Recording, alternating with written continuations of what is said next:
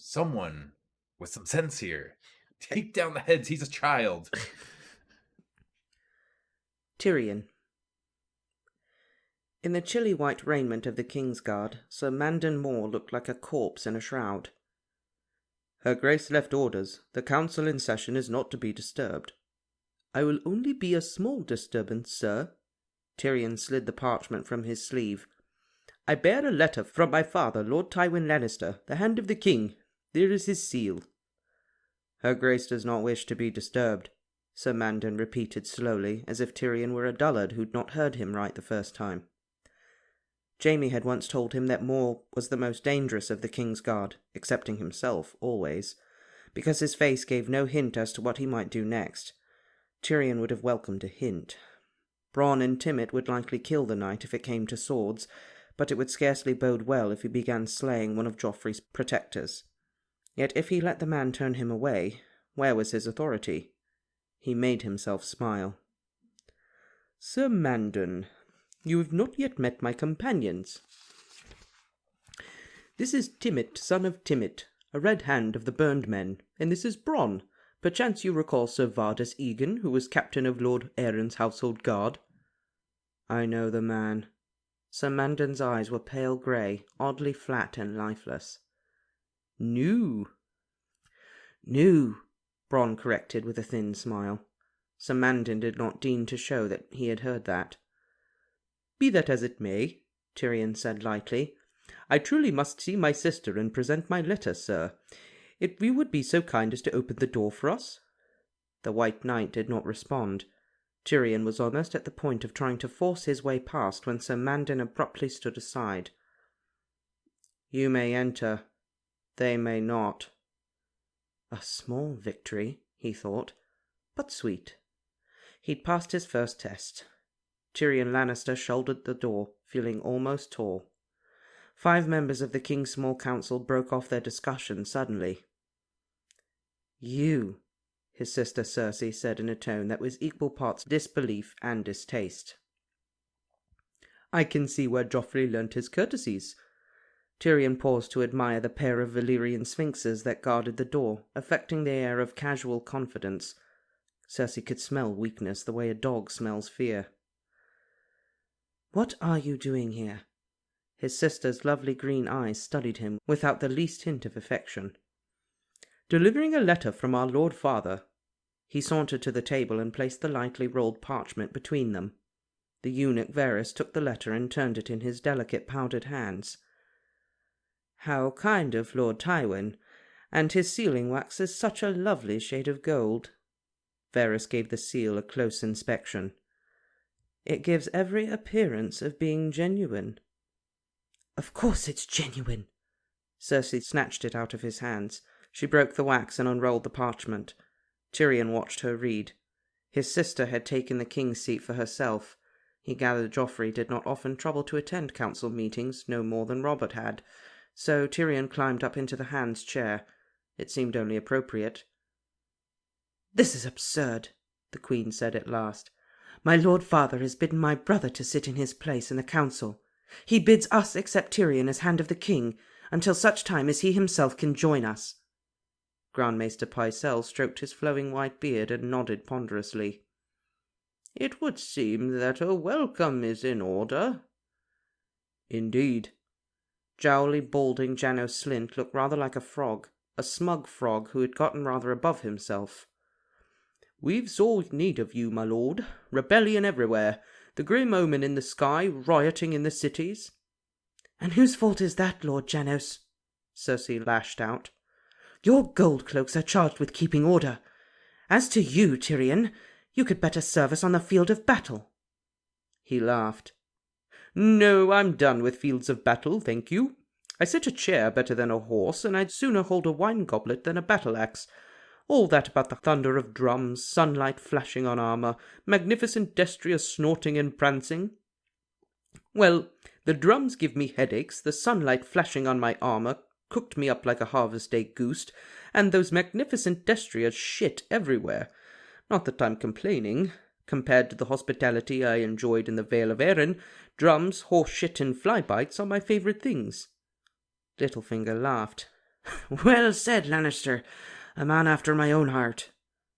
Tyrion smiled at him, remembering a certain dagger with a dragon bone hilt and a Valyrian steel blade. We might have a talk about that, and soon. He wondered if Lord Peter would find that subject amusing as well. Please, he told them, do let me be of service, in whatever small way I can. Cersei read the letter again. How many men have you brought with you? A few hundred. My own men chiefly. Father was loath to part with any of his. He is fighting a war, after all. What use will your few hundred men be if Renly marches on the city, or Stannis sails from Dragonstone? I ask for an army, and my father sends me a dwarf. The king names the hand with the consent of council. Joffrey named our Lord Father. And our Lord Father named me. He cannot do that, not without Joff's consent.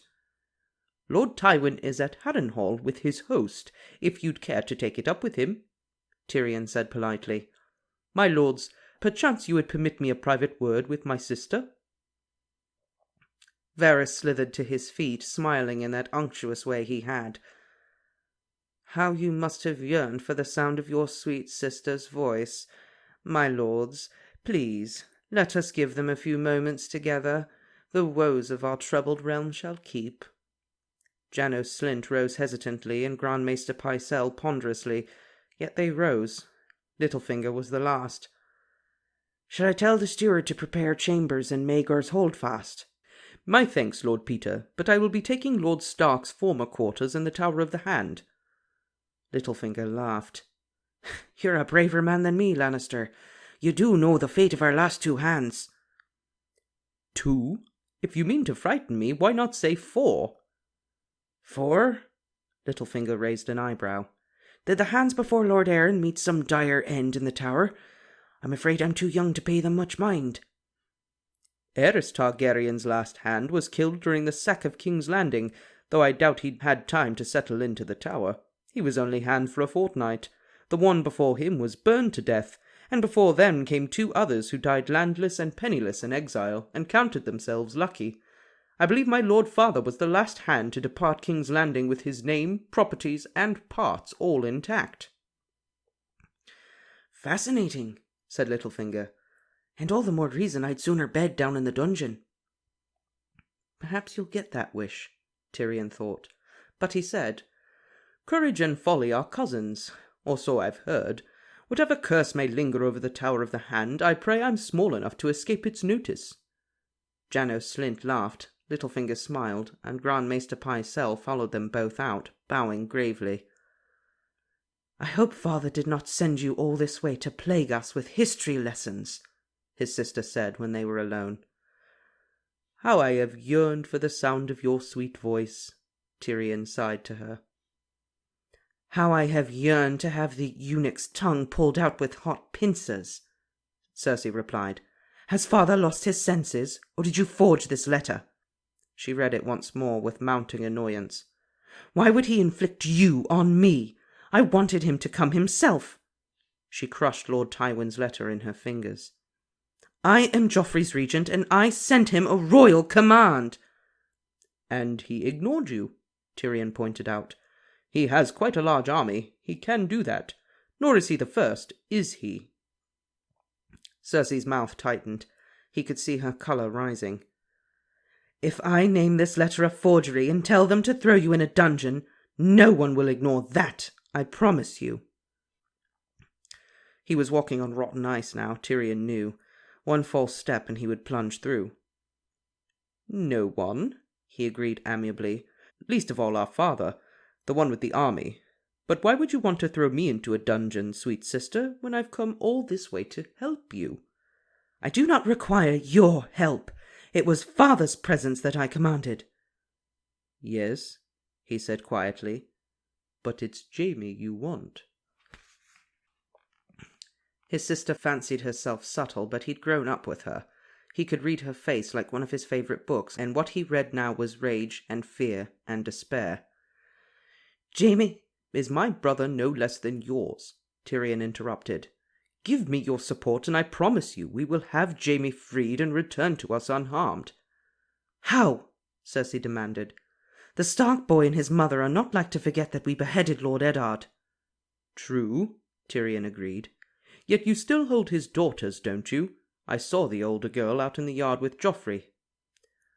"Sansa," the Queen said. "I've given it out that I have the younger brat as well, but it's a lie.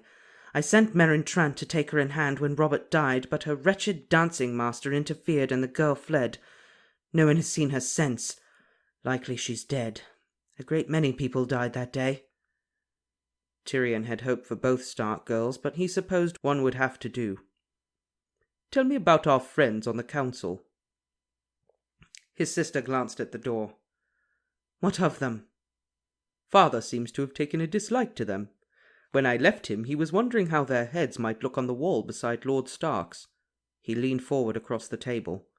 "Are you certain of their loyalty? Do you trust them?" "I trust no one," Cersei snapped. "I need them. Does father believe they are playing us false?" "Suspects, rather." "Why? What does he know?" Tyrion shrugged. "He knows that your son's short reign has been a long parade of follies and disasters. That suggests that someone is giving Joffrey some very bad counsel." Cersei gave him a searching look. "Joff has had no lack of good counsel. He's always been strong-willed. Now that he's king, he believes he should do as he pleases, not as he's bid." "Crowns do queer things to the heads beneath them," Tyrion agreed. "This business with Eddard Stark. Joffrey's work?" The Queen grimaced. "He was instructed to pardon Stark, to allow him to take the Black. The man would have been out of our way forever, and we might have made peace with that son of his. But Joff took it upon himself to give the mob a better show. What was I to do? He called for Lord Eddard's head in front of half the city, and Janos Slynt and Sir Ilyn went ahead blithely and shortened the man without a word from me." Her hand tightened into a fist. "The High Septon claims we profaned Baelor's sept with blood after lying to him about our intent." "It would seem he has a point," said Tyrion. "So this Lord Slynt, he was a part of it, was he? Tell me, whose fine notion was it to grant him Harrenhal and name him to the council?" "Littlefinger made the arrangements. We needed Slynt's gold cloaks. Eddard Stark was plotting with Renly, and he'd written to Lord Stannis, offering him the throne. We might have lost it all. Even so, it was a close thing. If Sansa hadn't come to me and told me all her father's plans—" Tyrion was surprised. "Truly? His own daughter?" Sansa had always seemed like such a sweet child, tender and courteous. "The girl was wet with love. She would have done anything for Joffrey, until he cut off her father's head and called it mercy. I put an end to that." "His Grace has a unique way of winning the hearts of his subjects," Tyrion said with a crooked smile. "Was it Joffrey's wish to dismiss Sir Barristan from his Kingsguard too?" Cersei sighed. "Joff wanted someone to blame for Robert's death. Varys suggested Sir Barristan. Why not? It gave Jaime command of the Kingsguard and a seat on the small council, and allowed Joff to throw a bone to his dog. He is very fond of Sandor Clegane. We were prepared to offer Selmy some land in a tower house, more than the useless old fool deserved." "I hear that useless old fool slew 2 of Slynt's gold cloaks when they tried to seize him at the Mudgate." His sister looked very unhappy. "Janos should have sent more men. He is not as competent as might be wished." "Sir Barristan was Lord Commander of Robert Baratheon's Kingsguard," Tyrion reminded her pointedly. "He and Jaime are the only survivors of Aerys Targaryen's 7. The small folk talk of him in the same way they talk of Serwyn of the Mirror Shield and Prince Aemon the Dragon Knight. What do you imagine they'll think when they see Barristan the Bold riding beside Robb Stark or Stannis Baratheon?" Cersei glanced away. "I had not considered that." "Father did," said Tyrion. "That is why he sent me, to put an end to these follies and bring your son to heel." "Joff will be no more tractable for you than for me." "He might." "Why should he?" "He knows you would never hurt him." Cersei's eyes narrowed. "If you believe I'd ever allow you to harm my son, you are sick with fever." Tyrion sighed. She'd missed the point, and she did so often. Joffrey is as safe with me as he is with you, he assured her. But so long as the boy feels threatened, he'd be more inclined to listen. He took her hand. I am your brother, you know. You need me, whether you care to admit it or not. Your son needs me if he's to have a hope of retaining that ugly iron chair. His sister seemed shocked that he would touch her. You've always been cunning. In my own small way, he grinned. It may be worth a trying, but make no mistake, Tyrion. If I accept you, you shall be the king's hand in name, but my hand in truth. You shall share all your plans and intentions with me before you act, and you will do nothing without my consent. Do you understand? Oh, yes. Do you agree? Certainly, he lied. I am yours, sister. For as long as I need to be. So now that we are of one purpose, we ought to have no more secrets between us. You say Joffrey had Lord Eddard killed, Varys dismissed Sir Barristan, and Littlefinger gifted us with Lord Slint. Who murdered John Arryn? Cersei yanked her hand back. How should I know? The grieving widow in the Eyrie seems to think it was me. Where did she come by that notion, I wonder? I'm sure I don't know. That fool Eddard Stark accused me of the same thing. He hinted that Lord Arryn suspected, or, well, believed... That you were fucking our sweet Jaime? She slapped him. Do you think I was as blind as father? Tyrion rubbed his cheek. Who you lie with is no matter to me, although it doesn't seem quite just that you should open your legs for one brother and not the other. She slapped him. Be gentle, Cersei. I'm only jesting with you. If truth be told, I'd sooner have a nice whore. I never understood what Jaime saw in you, apart from his own reflection. She slapped him. His cheeks were red and burning, yet he smiled. If you keep doing that, I might get angry. That stayed her hand. Why should I care if you do? I have some new friends, Tyrion confessed. You won't like them at all. How did you kill Robert? He did that himself. All we did was help. When Lancel saw that Robert was going after boar, he gave him strong wine, his favourite sour red, but fortified, 3 times as potent as he was used to. The great stinking fool loved it. He could have stopped swilling it down any time he cared to, but no, he drained one skin and told Lancel to fetch another. The boar did the rest. You should have been at that feast, Tyrion. There's never been a boar so delicious. They cooked it with mushrooms and apples, and it tasted like triumph. Truly, sister, you were born to be a widow. Tyrion had rather liked Robert Baratheon, great blustering oaf that he was, doubtless in part because his sister loathed him so. Now if you are done slapping me, I will be off. He twisted his legs round and clambered down awkwardly from the chair. Cersei frowned. I haven't given you leave to depart. I want to know how you intend to free Jaime. I'll tell you when I know. Schemes are like fruit. They require a certain ripening. Right now I have a mind to ride through the streets and take the measure of this city. Tyrion rested his hand on the head of the Sphinx beside the door. One parting request. Kindly make certain no harm comes to Sansa Stark. It would not do to lose both the daughters. Outside the council chamber, Tyrion nodded to Sir Mandon and made his way down the long vaulted hall. Bronn fell in beside him. Of Timett son of Timett there was no sign. Where is our red hand? Tyrion asked. He felt an urge to explore. His kind was not made for waiting about in halls. I hope he doesn't kill anyone important. The clansmen Tyrion had brought down from their fastness in the mountains of the moon were loyal in their own fierce way, but they were proud and quarrelsome as well, prone to answer insults real or imagined with steel. Try to find him, and while you are at it, see that the rest have been quartered and fed. I want them in the barracks beneath the Tower of the Hand, but don't let the steward put the stone crows near the Moon Brothers, and tell him the burned men must have a hall all to themselves. Where'll you be? I'm riding back to the Broken Anvil. Bronn grinned insolently. Need an escort? Talk is, streets are dangerous. I'll call upon the captains of my sister's household guard, and remind him that I am no less a Lannister than she is. He needs to recall that his oath is to Casterly Rock, not to Cersei or Joffrey. An hour later, Tyrion rode from the Red Keep, accompanied by a dozen Lannister guardsmen in crimson cloaks and lion-crested half-helms. As they passed beneath the portcullis, he noted the heads mounted atop the walls. Black with rot and old tar, they had long since become unrecognizable. "Captain Vylar," he called, "I want those taken down on the morrow. Give them to the Silent Sisters for cleaning." It would be hell to match them with the bodies, he supposed, yet it must be done. Even in the midst of war, certain decencies needed to be observed.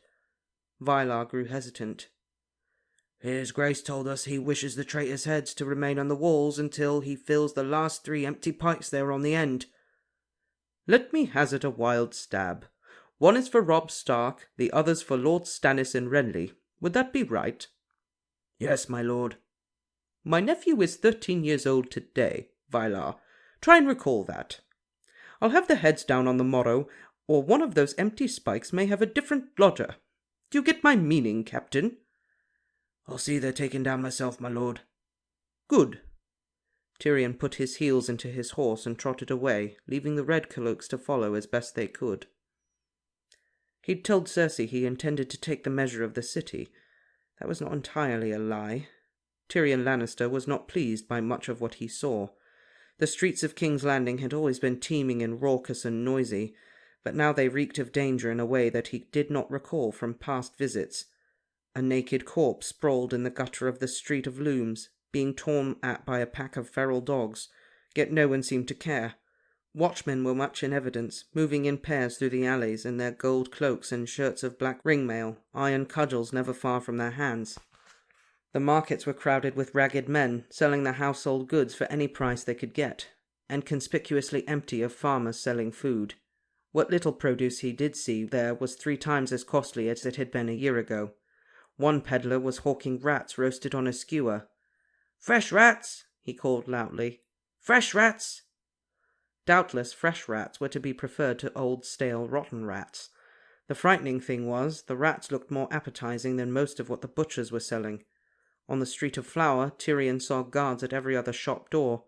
When times grew lean, even bakers found sellswords cheaper than bread, he reflected. "There is no food coming in, is there?" he said to Vylar. "Little enough," the captain admitted. "With the war in the Riverlands and Lord Renly raising rebels in Highgarden, the roads are closed to south and west." "And what has my good sister done about this?" "She's taking steps to restore the king's peace," Vylar assured him. "Lord Slyn has tripled the size of the city watch, and the queen has put 1,000 craftsmen to work on our defences. The stonemasons are strengthening the walls, carpenters are building scorpions and catapults by the hundreds, fletchers are making arrows, the smiths are forging blades, and the alchemist guild has pledged 10,000 jars of wildfire." Tyrion shifted uncomfortably in his saddle. He was pleased that Cersei had not been idle, but wildfire was treacherous stuff, and 10,000 jars were enough to turn all of King's Landing into cinders. "Where has my sister found the coin to pay for all of this?" It was no secret that King Robert had left the crown vastly in debt, and alchemists were seldom mistaken for altruists. "Lord Littlefinger always finds a way, my lord. He's imposed tax on those wishing to enter the city." "Yes, that would work," Tyrion said, thinking. Clever. Clever and cruel. Tens of thousands had fled the fighting for the supposed safety of King's Landing. He'd seen them on the King's Road, troops of mothers and children, and anxious fathers who had gazed on his horses and wagons with coveted eyes.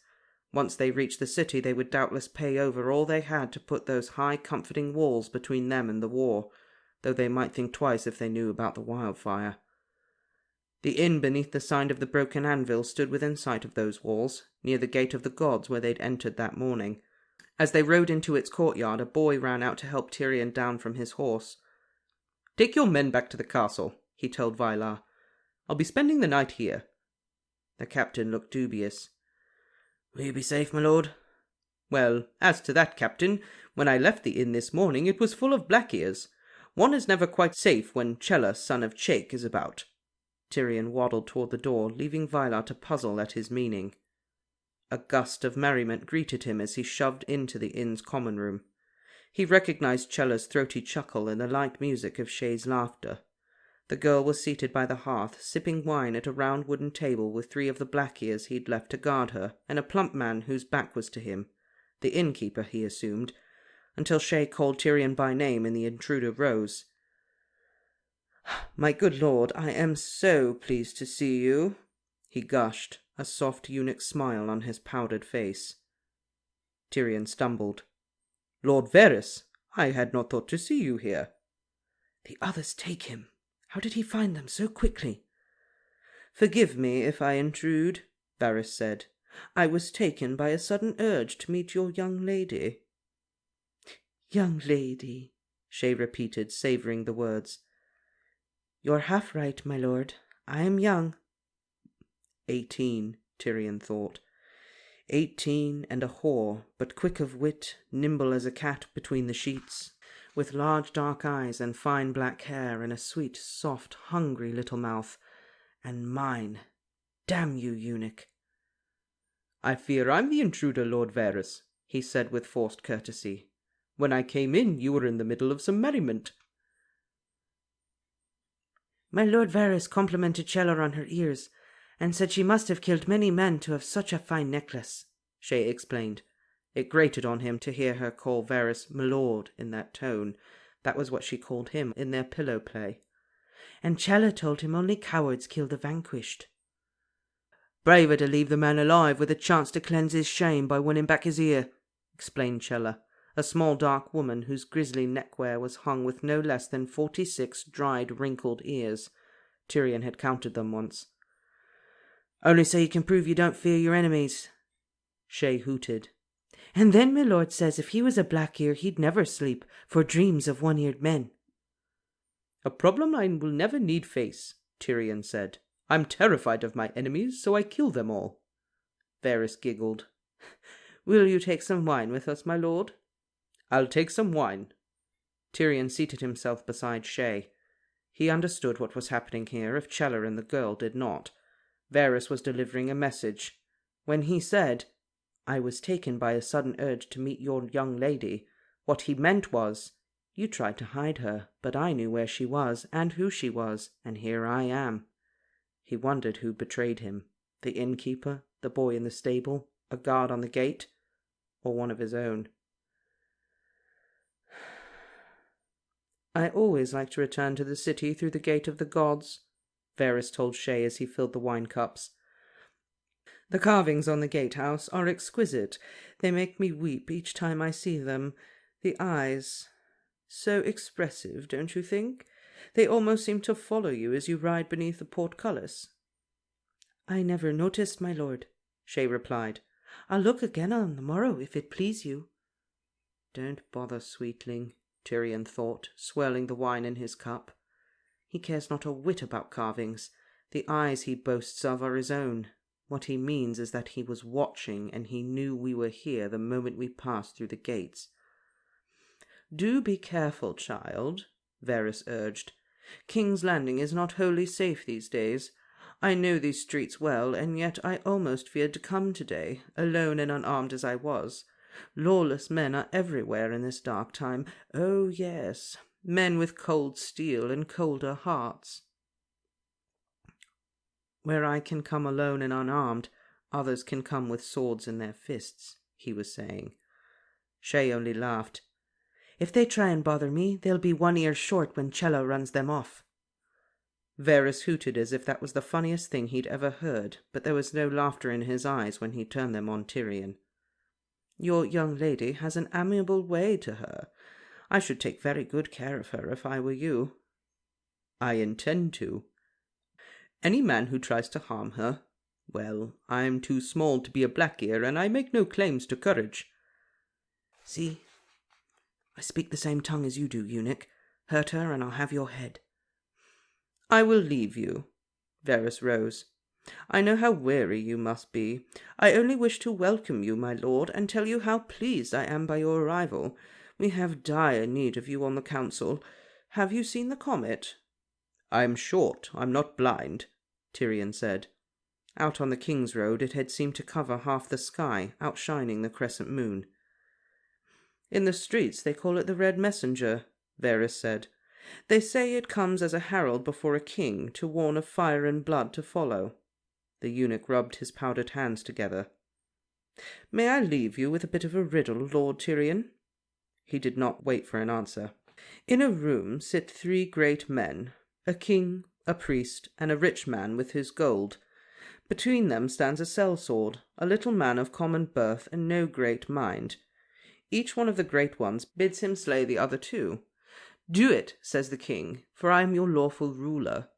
'Do it,' says the priest, 'for I command you in the names of the gods.' 'Do it,' says the rich man, 'and all this gold shall be yours.' So tell me, who lives and who dies?"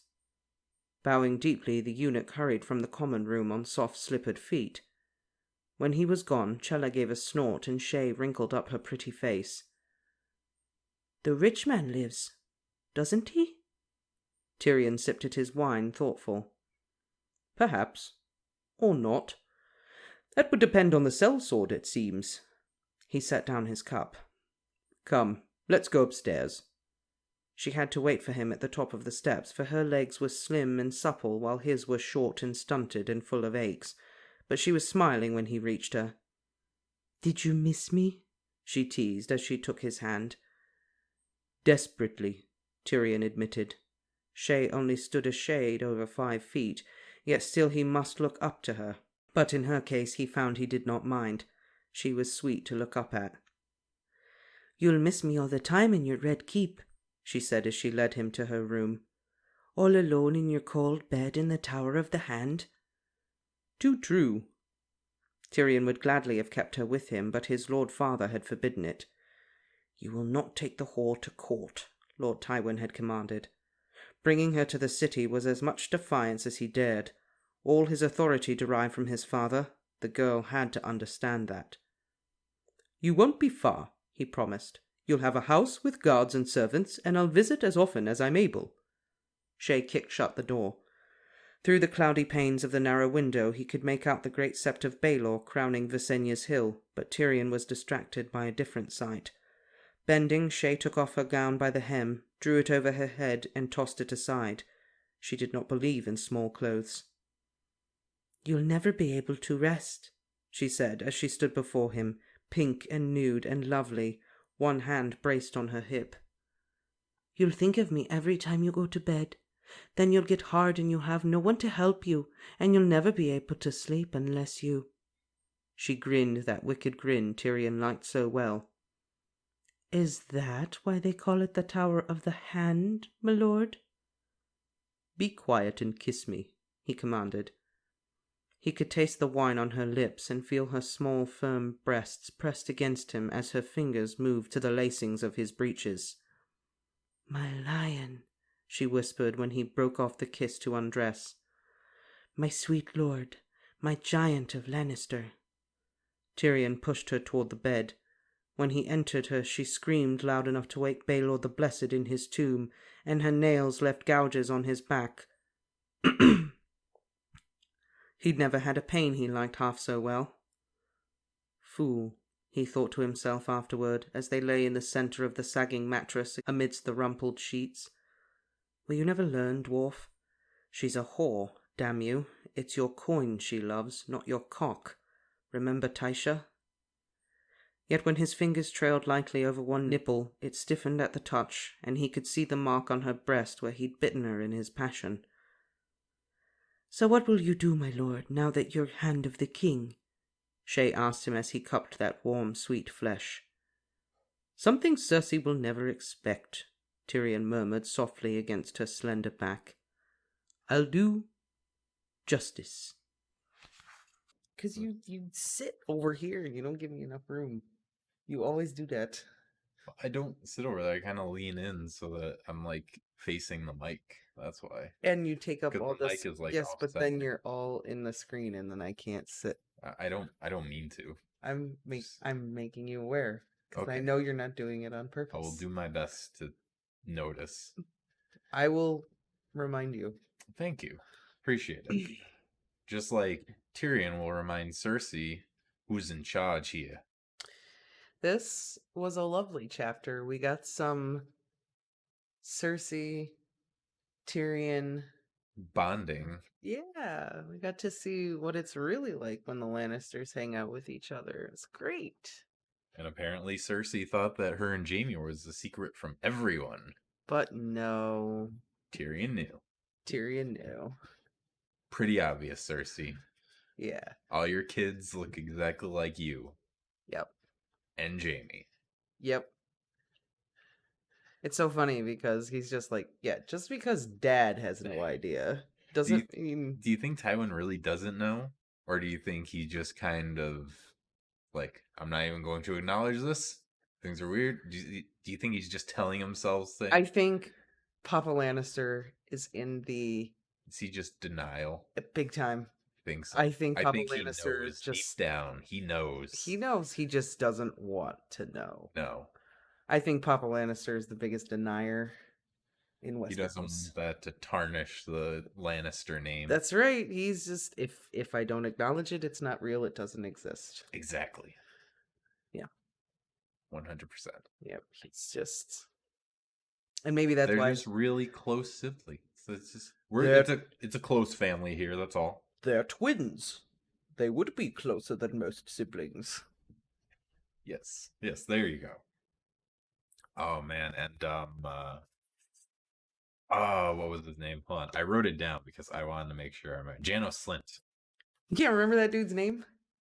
No, well, honestly, I remembered it, but I was like, no. I never remember names. So it couldn't be. Janos Slint. Janos Slint.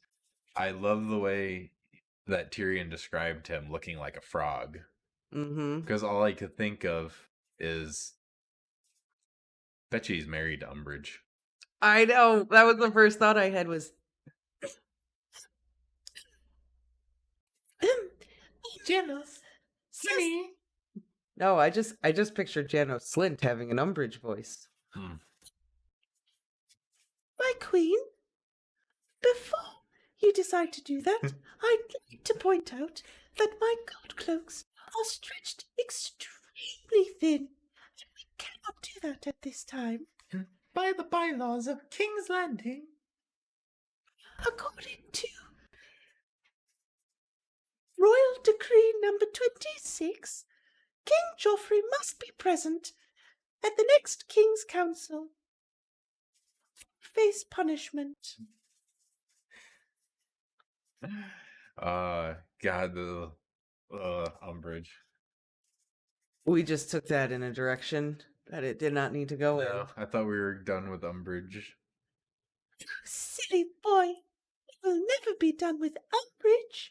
No, stop it. It's so funny that the Voldemort voice is totally fine, but the Umbridge really makes your skin crawl. Because Umbridge is not Dumbledore. Voldemort is like a fantasy villain. Umbridge is like there's real people out there like that. Yeah, I work with them. Yeah, that's what I mean. I feel like I think that's why it's so creepy because there's not a real Voldemort out there. Well, I mean, maybe there is missing people and everything, but a Voldemort isn't very common. But Umbridge is a very plausible villain. she's everywhere. Like, everyone probably knows an Umbridge. I feel like and if you haven't, you will meet them soon, I'm sure. I feel like I have, in the last 4 years, come to know more Umbridges in one job than ever. Like, there's a heavy Umbridge concentration. Yes, but Anyway. it's time for us to come back down south to King's Landing, where Tyrion is, not at Hogwarts, away from... Oh yeah, the Night's Watch School of Witchcraft and Wizardry. Yes. Where Harry Snow is hanging out with Neville Tarley on the wall. But Tyrion just comes in, and it seems like in one day he just, like, takes over everything. He's like... Cersei, like, is okay with him after that. He even says, someone needs to be here that Joffrey is afraid of and keep him in place. Don't you hurt my child. he doesn't have. I don't have to hurt him. He just has to think I will hurt him. Yep. I love that that's Cersei's knee-jerk reaction is don't hurt him, and Tyrion is like, you're missing the point. Like, the entire time, he's just like, Cersei, you're being so stupid right now. Stop it. Let him keep doing this. We're gonna lose. Right? Okay, so you lost Arya. You lobbed off Ed's head. Like, we're 0-2 right now. Although I only have 1 point of leverage now. Don't kill Sansa. And don't hurt her either. Yeah. Do not do anything bad to Sansa. We need her. Yeah, and take down the heads on the pikes. It's disgusting at this point. It is gross. It's we don't know when Rob's head is going to end up there, if ever. If it'll end up there. Also, and before you go on to your point, I think Tyrion lays it out perfectly when he's talking to Janos about the heads on the pike. And he says, well, your king is a 13-year-old. Take down the heads. He doesn't tell Janos Slynt to take down the heads. See, I knew I was going to mess up a name. Who was it that he told to take down the heads? The Lannister guard. Okay. Guy. Either way, tells him to take down the heads. Yeah. Yeah. Your king is a 13-year-old boy. Take him down. I also think... Thank you. Someone with some sense here. Take down the heads. He's a child. I think it's very interesting that he is not really feeling the appointment of Janos Slynt and pretty much tells Cersei, like, what are you doing? Why did you appoint Janos Slynt? Because literally him and Ilyn Payne killed Ned. And Cersei was like, yeah, that didn't go like it was supposed to go. Yeah. Sorry. I feel like this was a 90s Robin Williams movie. This is when the montage would start with the upbeat music and Tyrion coming in and cleaning house and also everything. She's kind of acting a little selfish when she's like, I asked for father. I demand father. She's getting a little Malfoy action going on. Yeah. I wanted my father to come here. I am the queen. I commanded him to be here. And Tyrion's just like, well, he's fighting a war that you guys kind of started. Well, no, they didn't really start it. Yeah. They didn't really start it. They didn't. Catelyn. All right, Catelyn started it, but they reacted. They made it worse. They killed Ned. They made it worse. Yeah, they're the ones who were kind of shooting themselves in the foot. They didn't start it. You're right. They didn't start it, but they didn't help the situation. But they're helping the Starks win right now. They are. So. They are helping the Starks win right now. Also, I mean, as a Stark representative myself, I can't complain with that. I mean, as a non-Stark representative, I'm okay with it. Okay. Cool. I'm not a Lannister representative, so. Which surprises me, actually. You're not. You really like them. I do really like them. But anyways, the last part. But I can't. Can't change allegiances. I swore myself to his house. I can't just switch sides. It's not loyal. It's not nice. And then, I remember the thing. One of the biggest things in this chapter is when Tyrion is like, okay, you need to be honest with me about stuff. And he is like, Cersei, did you kill Jon Arryn? Did you do it? You can tell me, it's okay. And she's just like, what? Eddard blamed me for that too. Yeah. She doesn't say yes, she doesn't say no, but she's just basically like, you want to put that on me too? I feel like if she did it, I don't know. I think this chapter is meant to cast some doubt as to whether or not the Lannisters actually did kill him. Because we still don't really know. Except what Catelyn has supposedly uncovered. Mm-hmm. And Tyrion's like... Or was it Varys? Would John Aaron's revealing of the incestuous relationship that Cersei and Jaime have caused distress throughout all the kingdoms and war, probably. Mm-hmm. Since he is for the realm. So maybe he was like... Could he have done that? Maybe. You never know. You never know. I just think this is significant because Cersei doesn't outright come and say it, and you could kind of doubt, like, well... Yeah, she doesn't give you a definitive yes or no. Yeah, so you could kind of sit there going, well, maybe she really didn't do it. Because then she totally admits to what she did to Robert. Oh, yeah. Like, she owns that. In her defense, she really didn't kill Robert, though. She really didn't. She owned him some good wine. She owned up to helping the series of events play out. Yeah. But I mean, even if, they did take her to court for that or something. Right, she didn't kill him. I gave him some better wine. He likes wine. It was his favorite. I wanted him to have a good trip. I gave him his favorite stuff. Mm-hmm. And then I just love how she talks about the feast, and she's like, "You should have been at that feast. That boar was so delicious." She just was just like so happy he's dead. I can't blame her, really. He seems like he was horrible to her. Yeah. I mean, granted, she is doing sexy time with her twin brother. I was gonna say, at the same time, I feel like they were just horrible to each other. I don't think anyone was really in the right there. But I don't think she physically abused him. Well, no, probably not. I mean, he did hit her really hard the one time, so I'm sure he's hit her and stuff more than once. Well, yeah, true. Either way, I just love that moment with her where she's just like... Who knows how many more times that she has attempted to kill him that didn't work. This is true. We don't know that. Exactly. And she is still sleeping with her twin. Well, not right now, because he's busy being kidnapped. POW. Yes, that's true. That's true. And I think like Jaime Maybe that's why she's so upset. Her slam pieces in chains. Slam piece. Well, and that's the only thing that gives Tyrion the edge. He's like, listen, I want him back too, okay? I want Jaime back. Probably not for the same reasons, but I want him back too. I mean, Tyrion did say, well, if you're going to do one brother, why not me too? Yeah. He deserved the slap on that one. He did deserve the slap on Cersei. Yeah. Definitely. That was too far.